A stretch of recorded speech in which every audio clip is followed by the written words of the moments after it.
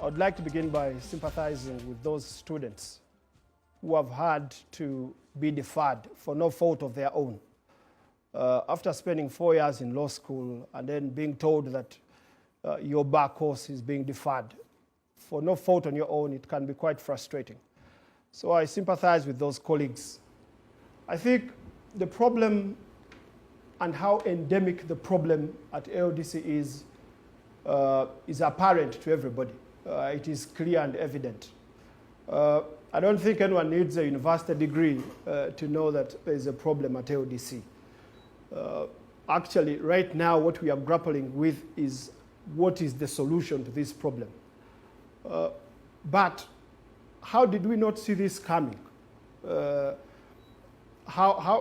Actually, Samson, this was seen coming. There is a paper which is going around, which was written by the current director of LDC, where she predicted the times.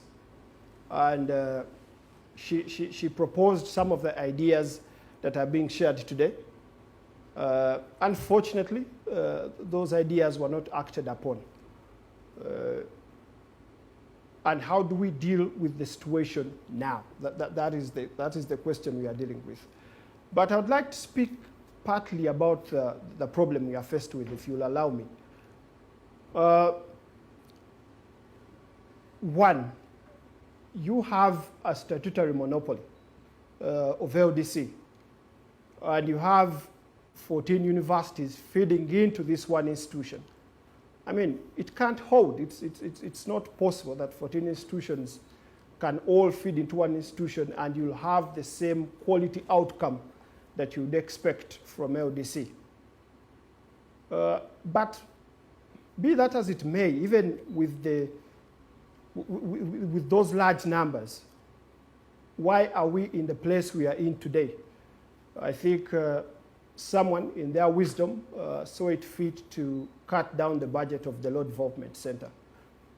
And as a result of that budgetary cut, you had, last year we had 2,000 students in. This year you've had 1,500 students in. That, I don't know what informed the budgetary cut.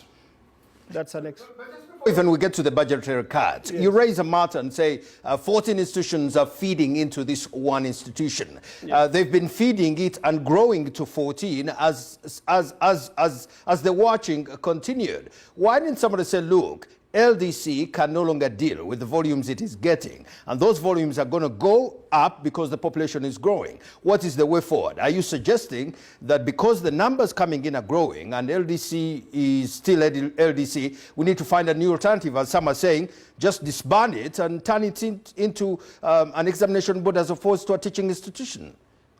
It's not the first time, Samson, that we are having a conversation around the numbers of law students that are going into LDC.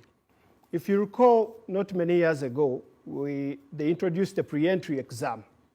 That pre-entry exam was, had as one of its objectives to limit the number of students that are going for the bar course. That decision, for better or for worse, was abandoned after about 4 or 5 years.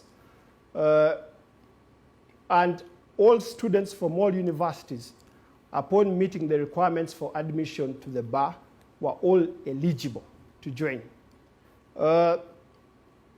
Now we are in the mess that we are in, and we have always been having this conversation. This conversation is not beginning today, and that is why you have a flow over from last year.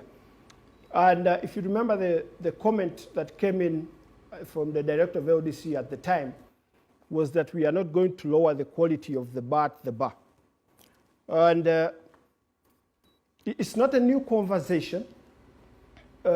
Right now, what we are interested in is how do we deal with the situation that we are in. I've just about 30 seconds. Can you give me a solution in 30 seconds? I am aware that we are having a stakeholders engagement as law counsel. This should be happening before the year ends to find a lasting solution to the problem. that stakeholders engagement is going to address the ideas that I'm sure you've read about on social media. One, do we break down the monopoly of LDC and liberalize the teaching of the bar course? LDC becomes an examination center? Or do you open up more campuses of LDC such that they can take on the numbers that are coming out?